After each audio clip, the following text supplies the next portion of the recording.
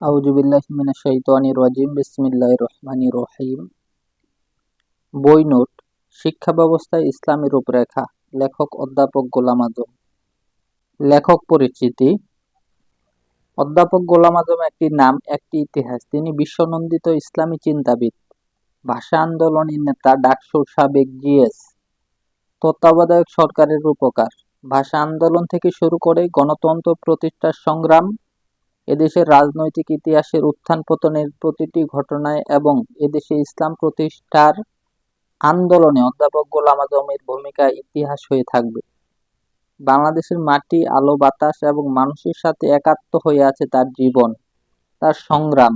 স্বেচ্ছায় দলীয় প্রধানের পদ থেকে সরে যাওয়ার দৃষ্টান্ত স্থাপন তার মতো ব্যক্তির পক্ষেই দেওয়া সম্ভব। পঞ্চমবারের মতো জেলে যাওয়ার আগে গণমাধ্যমের সামনে তিনি যে বলিষ্ঠ সাক্ষাৎকার দিয়ে গেছেন তা ইসলামী আন্দোলনের কর্মীদের প্রেরণার বাতিঘর হিসেবেই দেখেছেন সকলে। তার চিন্তা চেতনা আর সাহসিকতা আর বলিষ্ঠতা এদেশের মানুষ, এদেশের ছাত্র যুব সমাজ তথা ইসলাম প্রিয় মানুষের জন্য আদর্শ হয়ে থাকবে। তার অমর কীর্তির জন্য তিনি চরম অমর হয়ে থাকবেন।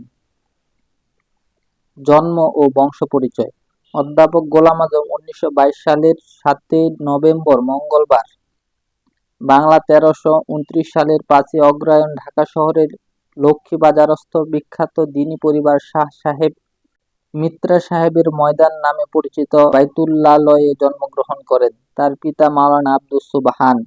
তাদের আদি নিবাস ব্রাহ্মণবাড়িয়া জেলার নবীনগর উপজেলার বীরগাঁও গ্রামে। ইউনিয়নের নামও বীরগাঁও। অধ্যাপক গোলাম আযমের পিতা 1948 সালে ঢাকা মহানগরীতে রমনা থানার পূর্ব দিকে মগবাজার এলাকায় জমি কেনার পর ঢাকাতে স্থায়ীভাবে বসবাস শুরু করেন। অধ্যাপক গোলাম আযমের পূর্বপুরুষগণ কমপক্ষে 7 পুরুষ যাবৎ ব্রাহ্মণবাড়িয়া জেলার নবীনগর উপজেলার বীরগাঁওয়ের বাসিন্দা। বাইতুল বংশের দিক থেকে অধ্যাপক গোলাম আযম ঢাকার ঐতিহ্যবাহী শাহ সাহেব পরিবারের সাথে সম্পৃক্ত। তার মাতামহ ছিলেন মরহুম শাহ সৈয়দ আব্দুল মোনেম, প্রপিতামহ শায়েখ শাহাবুদ্দিন। শায়েখ শাহাবুদ্দিন একজন বড় আলেম এবং বুজুর্গ ব্যক্তি ছিলেন। শিক্ষা জীবন: 1937 সালে জুনিয়র মাদ্রাসা পরীক্ষায় প্রথম বিভাগে কৃতিত্বের সাথে উত্তীর্ণ হন। এসএসসি পরীক্ষায় মেধা তালিকায় গোলাম আযম ত্রয়োদশ স্থান লাভ করেন। 1944 সালে ইসলামিক ইন্টারমিডিয়েট কলেজ থেকে আইএ পরীক্ষা প্রথম বিভাগে ঢাকা বোর্ডে 10ম স্থান অধিকার করেন। 1948 সালে ভাষা আন্দোলনের কাজে জড়িয়ে পড়ায় গোলাম আযম পরীক্ষা দিতে পারেনি। 1949 সালে দাঙ্গাজনিত উত্তেজনায় পরিস্থিতির কারণে ঢাকা বিশ্ববিদ্যালয়ে পরীক্ষা অনুষ্ঠান সম্ভব হয়নি। ফলে তিনি 1950 সালে এমএ পরীক্ষা দেন। ওই বছর কেউ প্রথম বিভাগ পায়নি। 4 জন ছাত্র উচ্চতর দ্বিতীয় বিভাগ লাভ করেন এবং অধ্যাপক গোলাম আযম তাদের মধ্যে একজন। শিক্ষকতা পেশায় গোলাম আযম 1950 সালের 13 ডিসেম্বর তিনি রংপুর কারমাইকেল কলেজে রাষ্ট্রবিজ্ঞানের প্রভাষক হিসেবে যোগদান করেন। কর্মজীবনের সূচনা হলো তিনি 1950 সালের 13 ডিসেম্বর থেকে 1955 সালের 10 ফেব্রুয়ারি পর্যন্ত রাষ্ট্রবিজ্ঞান বিভাগের অত্যন্ত জনপ্রিয় শিক্ষক হিসেবে রংপুর কারমাইকেল কলেজ কর্মরত ছিলেন। নিজ বিভাগের ছাত্ররা ছাড়াও তার লেকচারের সময় অন্যান্য ক্লাসের ছাত্ররাও তার ক্লাসে যোগদান করত। জামাতে ইসলামীতে দায়িত্ব পালন: 1954 সালের এপ্রিলে জামাতে ইসলামীতে সহযোগী মুত্তাফিক হিসেবে যোগদান করার পর 1955 সালে গ্রেফতার হয়ে রংপুর কারাগারে অবস্থানকালীন জামাতের রোকন হন। 1955 সালের জুন মাসে তিনি রাজশাহী বিভাগীয় জামাতে ইসলামীর সেক্রেটারি নিযুক্ত হন। এর 1 বছর পর তাকে পূর্ব পাকিস্তান জামাতের সহকারী সেক্রেটারি এবং রাজশাহী বিভাগীয় জামাতের আমিরের দায়িত্ব অর্পণ করা হয়। 1962 সাল পর্যন্ত তিনি এ দায়িত্ব পালন করেন। 1969 থেকে 1971 সেশনে তিনি জামাত ইসলামীর পূর্ব পাকিস্তানের আমির নির্বাচিত হন। 2000 সালের ডিসেম্বর মাসে মজলিসে শুরার কাছে বিশেষ আবেদনের প্রেক্ষিতে আমির জামাতের দায়িত্ব থেকে অব্যাহতি লাভ করেন। বই নোট: শিক্ষা ব্যবস্থায় ইসলামী রূপরেখা। 3টি বিষয়ে শিক্ষা বিভাগের দৃষ্টি আকর্ষণ। 1. শিক্ষা বলতে কি বোঝায় তা পরিষ্কার করা দরকার। 2. মানুষের জন্য শিক্ষা ব্যবস্থা রচনাকালে মানুষের সঠিক পরিচয় সম্পর্কে সচেতন থাকতে হবে। 3. যে ধরনের লোক তৈরি শিক্ষার উদ্দেশ্য হিসেবে নির্ধারিত হবে সমগ্র শিক্ষা ব্যবস্থা তদনুযায়ী গঠন করা প্রয়োজন। 4. চলতি শিক্ষা ব্যবস্থায় মূল ত্রুটি বের করতে হবে। শিক্ষা কাকে বলে? প্রয়োজনীয় গুণাবলী ও জ্ঞান অর্জনের উদ্দেশ্যে পরিকল্পিত ব্যবস্থার নামই শিক্ষা। মানুষের পরিচয়। মানুষের প্রকৃত পরিচয় পেতে হলে যুক্তিপূর্ণ আলোচনার প্রয়োজন। মানুষের প্রকৃত পরিচয় পাওয়া যাবে শুধুমাত্র কোরআনে, এছাড়া সম্ভব নয়। আধুনিকতায় মানুষ অনেক কিছু করতে পারে, কিন্তু তারা তাদের প্রকৃত পরিচয় না জানার কারণে আজকে সমাজে এত খারাপ কাজ হচ্ছে। কোরআন, উলাইকা কাল আনআম বালহুম আদাল, অর্থ তারা পশুর চেয়েও বেশি নিকৃষ্ট। দেহ ও আত্মার দ্বন্দ্ব। এক, মানুষ অনেক সময় নৈতিকতা বিরোধী কার্যকলাপে লিপ্ত হতে চায় না, কিন্তু অনেক সময় দেহের তাগিদের নিকট পরাজয় বরণ করে। দুই, এক শ্রেণীর মানুষ নৈতিকতার চাপে বৈরাগী হওয়ার প্রেরণা লাভ করে। তারা দরবেশ, সন্ন্যাসী, মানুষের মর্যাদা হতে বঞ্চিত হয়। তিন, দেহ ও আত্মা উভয়ই সমন্বয়। এখানে দেহ আত্মার বাহন আর আত্মা দেহেরই পরিচালক। প্রকৃতি ও বিবেক। এক, সাধারণ অর্থে দেহের দাবিকে নাফস বা প্রবৃত্তি এবং আত্মাকে বিবেক বলে অভিহিত করা হয়।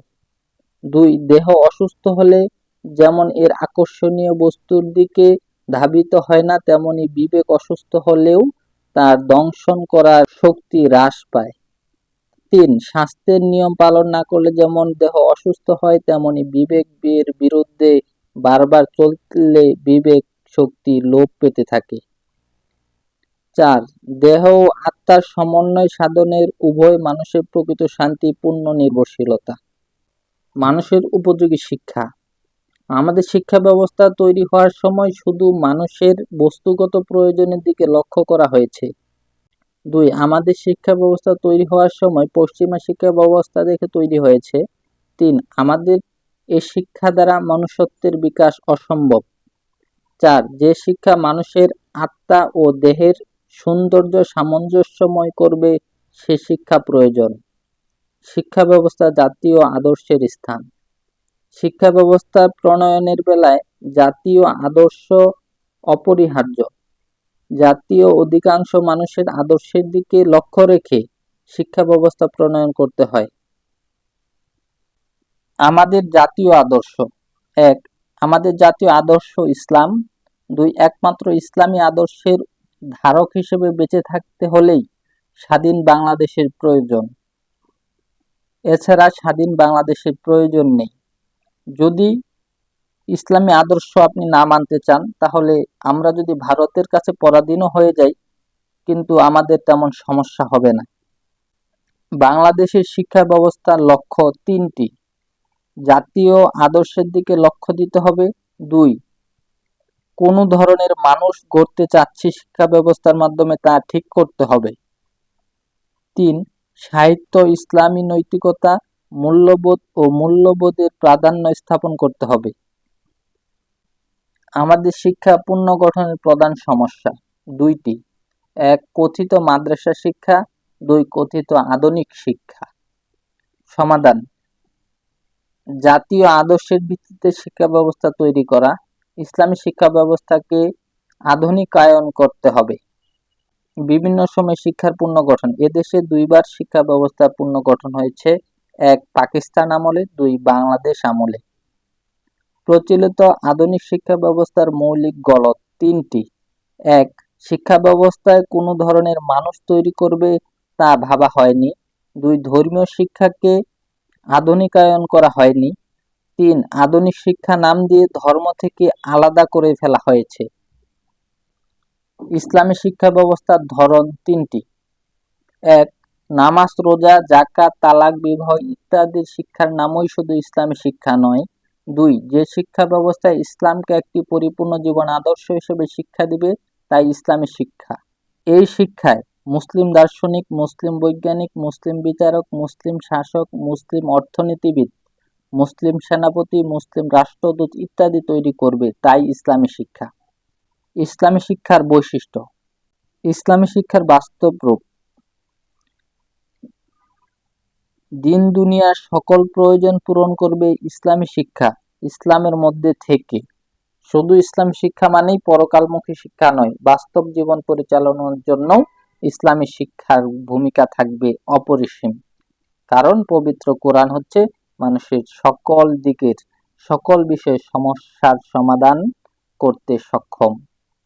পার্থিব শিক্ষায় ইসলামী দৃষ্টিকোণ। জীবনের নানান দিকের শিক্ষা দেওয়ার সাথে সাথেই ইসলামী শিক্ষা দিয়ে দিতে হবে। যেমন স্বাস্থ্যবিজ্ঞান পড়ানোর সাথেই পবিত্রতায় ইসলামী ধারণা শিক্ষা দিতে হবে। ব্যাংকিং নিয়ে পড়ার সময় তাকে হালাল হারাম, সুদ ঘুষ এই বিষয়গুলো শিক্ষা দিতে হবে। অর্থাৎ মানুষের জীবনে যখন যে জীবন নিয়ে পড়ানো হবে, এখানে ইসলামের দৃষ্টিভঙ্গি কি, কোরআন হাদিসের দৃষ্টিভঙ্গি যেটা, তা স্পষ্ট ভাষায় বুঝিয়ে দিতে হবে। তাহলেই ইসলামী শিক্ষার বাস্তব রূপ প্রকাশ পাবে। আর পার্থিব শিক্ষায় ইসলামী দৃষ্টিকোণ সত্যিটা মানুষ জানতে পারবে। শিক্ষার পরিবেশ। বিশ্বাস ও মূল্যবোধের সমন্বয় করতে হবে। 2. চরিত্র ও বাস্তব শিক্ষা একরূপ করতে হবে। তাহলে শিক্ষার্থীরা শিখবে, তা মানবে। তা না হলে নৈতিকতা বইয়ে থাকবে, বাস্তবতায় থাকবে না। তাই আমাদের এইরকম শিক্ষা ব্যবস্থার পরিবেশ ফিরিয়ে আনতে হবে। আজকে আমাদের নৈতিকতা থেকে শুরু করে সততা সবকিছুই বইয়ে সীমাবদ্ধ, বাস্তবতায় নেই। এর কারণ হচ্ছে আমাদের শিক্ষা ব্যবস্থার পরিবেশ। সাদাকাল্লাহুল আলিয়ুল আযীম।